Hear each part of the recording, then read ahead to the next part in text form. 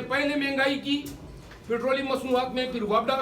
की कीमतें बढ़ा दी, फिर गैस की कीमतें बढ़ा दी,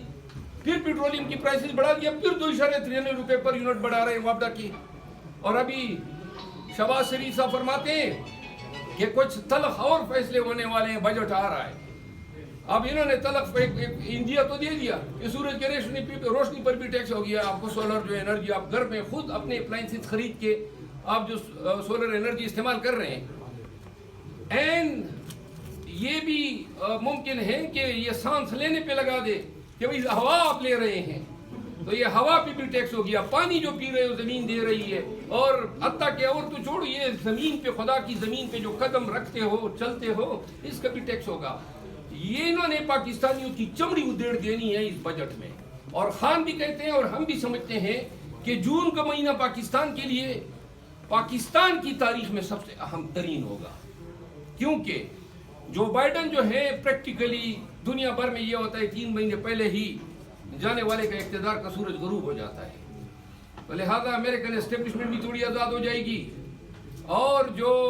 आप लोगों में से किसी ने पहले सवाल किया ट्रम्प के ताज़ियाने बज रहे हैं, लाज़िमन पाकिस्तान में हमेशा से जो होता है अमेरिका की आशीर्वाद उसमें ज़रूर होती है। तो ट्रम्प की आने से मैं ज़ाती तौर पे समझता हूँ, फिर पार्टी का बयानिया न समझे, क्योंकि पहले भी हमारी काफ़ी इस पे वो क्या कहते हैं क्या चाहता नहीं या पूछ कुछ हो चुकी। आज भी खान साहब ने फिर वही बात छेड़ दी, वो सऊदी अरब वाली बयान। तो उन्होंने, तो मैं ये अर्ज करता हूँ, हम उम्मीद करते हैं कि इनकी अपनी गलतियाँ 8 फरवरी को इक़्तिदार में इनको लेना मकसूद था। पाकिस्तानियों देख लो इन्होंने दिया क्या है, आप सिर्फ इक़्तिदार लिए, आगे से महंगाई, IMF के टारगेट, गंदम का फैसला, और अब कल आप देखें एक करप्ट तरीन शख्स को इन्होंने FBR का चेयरमैन लगाया हुआ है। उन्होंने बावर कराया वज़ीर आज़म शहबाज शरीफ साहब को कि जी ये ट्रैक सिस्टम जो है ये PTI का एक गलत फैसला था और इसमें जो है इसकी इंक्वायरी होनी चाहिए। और जनाब शहबाज शरीफ साहब बगैर समझे कि ये ट्रैकिंग सिस्टम होता क्या है, उन्होंने कहा जी इसकी मैं इंक्वायरी कराऊंगा। ये FBR का एक इंडिजिनस आइडिया था, ये इसका PTI से कोई लेना देना नहीं था। और ये क्या था, ये जो सीमेंट है, सीमेंट के बैग्स पे इन्होंने बारकोड लगा दिया, जो टोबैको हैं उन पे उन्होंने बारकोड लगा दिया, बल्कि मुल्तान के जो छोटे टोबैको मैन्युफैक्चरर हैं उन्होंने इसको हाई कोर्ट में चैलेंज किया और पेशावर हाई कोर्ट ने एक स्टे दे दिया। अगर वो स्टे न होता तो ये एक बड़ा आइडियल ये होता। अब आगे से उन्होंने कहा, ये जो आज टैक्स रिफॉर्म आया, शहबाज शरीफ को ब्रीफिंग देते हुए FBR के चेयरमैन ने कहा कि भाई 3.5 ट्रिलियन यानी करोड़ रुपए जो हैं वो मैं हमारे फंसी हुई हैं अदालतों में, मैं आपको निकाल के दे रहा हूँ 1.5 ट्रिलियन PKR। अब झूठ की भी एक हद होती है, 90% अपीलें तो ये लूज कर चुका है FBR, वो तो डेड अमाउंट्स हैं, उनमें वो उन्हें कह रहे हैं कि मैं। FBR के चेयरमैन ने क्या किया, उन्होंने अभी 23 मार्च को एक तमगा दिया, वो FBR के एक रीजनल कमिश्नर हैं, चीफ कमिश्नर, तब उनको तमगा दिया इसका तमगा दिया उसने कारकर्दगी का, और हजरत को 23 अप्रैल 1 महीने के बाद सस्पेंड कर दिया बदतर कारकर्दगी पे। ये क्या निजाम है आप लोगों का यार। 23 मार्च को आपने तमगा दिया, 22 अफसरान को इन्होंने खोटे लाइन लगा दिया, क्योंकि चेयरमैन FBR ने अपनी स्किन बचानी थी। हजरत ने खुद टोबैको के मद में ऐसे होते काए हैं और ऐसा अशर नशर किया है। इस पे मैं कौमी असम्बली में जो है अनकरीब इस पे मैं तफसीली सवाल भी डालने वाला हूँ। और मैं ये जो कल अफसरान को डिग्रेड किया है उन्होंने प्राइम मिनिस्टर के जरिए, और उनमें से तकरीबन सारे वो अफसरान हैं जो उस टैक्स चोरी या करप्शन का हिस्सा बनने को तैयार नहीं है।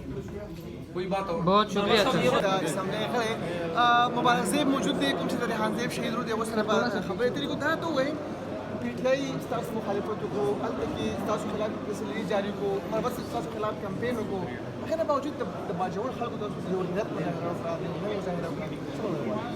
بسم الله الرحمن الرحیم. تاسو او تاسو د پورو ټیم شکریا. اسه کې دا دا به د موږ چغې والي چې که تاسو دا کمې پیسې د بندو کمرو کوئ که نه د باجوړ قام تاسو به دې نه شي اخیستی هغه د نن ظاهر هم شوه او د ثابت هم شوه چې د باجوړ قام رفیق قام خو دا همیشه د مظلوم څخه څوک چې زیاتی کوي که نه د هغې خلاف دي څوک چې مظلوم دي څوک چې ځپلي شوي دي څوک چې دردېدلي دي هغې سره ولاړ دي نو دا ورته ثابت هم شوه او نیکسټ انشاءالله تماشا کوو اسمبلی په باندې بس کول غواړي او نه خطاب تاسو وي هغه کې بس ویل غواړي بس باغ کې د باجوړ دی غیر قام دا مطالبه ده چې بس موږ ته روډ نه غواړو ستانه موږ شیشه نه غواړو ستانه موږ نه غواړو موږ له بس د شهید جنان دغه راکې دا قاتلان نو ان شاء الله موږ فوکس په دغه باندې خیر ده څنګه چې قاتلان څوک دي څه په چې کوم تحقیقات شوي دي دغه مطابق آیا تاسو مخالفینو هغه باندې څومره دعوه کوي نو دا خو به جناب سپیکر ته ځواب کنه چې جناب سپیکر ته ما قاتلان نه پر ولې ورکی فوټیج موجود دی ویډیو موجود دی او په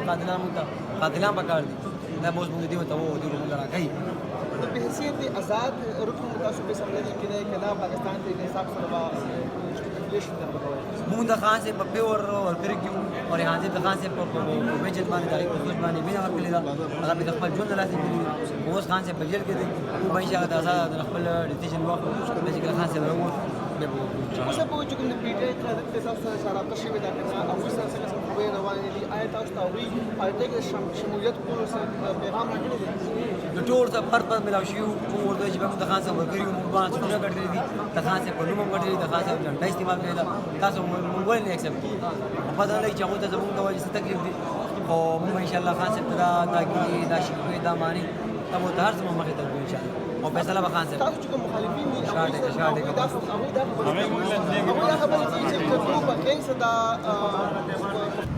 آج اڈیالہ جیل میں خان صاحب کے ساتھ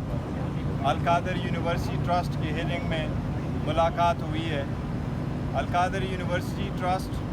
کے کیس پہ ہم آپ کو ضرور ذکر کرتے ہیں اور خان صاحب نے آج بھی اس پہ میڈیا سے گفتگو کی ہے کہ نیشنل اکاؤنٹیبلٹی بیورو اس وقت آل آؤٹ ہے جو صرف اور صرف خان صاحب کو ٹارگٹ کیا ہے یہ ایسا کیس ہے جس میں ٹرسٹی کا کوئی لینا دینا نہیں ہوتا ٹرسٹی کبھی مالک نہیں بنتا گواہوں نے ایڈمٹ کیا ہے کہ خان صاحب نے نہ کوئی ذاتی فائدہ لیا ہے اور نہ ہی سرکار کو کوئی لاس ہوا ہے اس کے باوجود یہ پولیٹیکلی موٹیویٹڈ کیسز ہے جو چل رہے ہیں آج بھی خان صاحب نے اس کا ذکر کیا ہے کہ توشہ خانہ پہ ایک چوتھا کیس بنانے کی تیاری ہو رہی ہے یہ بھی ہم سارے سمجھتے ہیں کہ یہ پولیٹیکل وکٹمائزیشن ہے اور یہ صرف اس ادارے کو استعمال کیا جا رہا ہے خان صاحب کے خلاف جس کی خان صاحب نے آج بھی بڑی مذمت کی ہے خان صاحب نے آج میڈیا سے گفتگو کرتے ہوئے آئی ایس پی آر کے بیان پہ اپنا پہلا موقف ڈائریکٹلی میڈیا کو دیا ہے خان صاحب نے یہی کہا ہے کہ میرے سے معافی مانگی جائے بجائے اس کے کہ میں معافی مانگوں ہم 9 مئی کی مذمت کر چکے ہیں پہلے بھی اور آج بھی ہم اس کی مذمت کرتے ہیں لیکن ہم نے یہی کہا ہے یہ کس نے کروایا یہ خان صاحب کو 9 مئی کو کس کی سازش پہ گرفتار کرنے کی کوشش کی گئی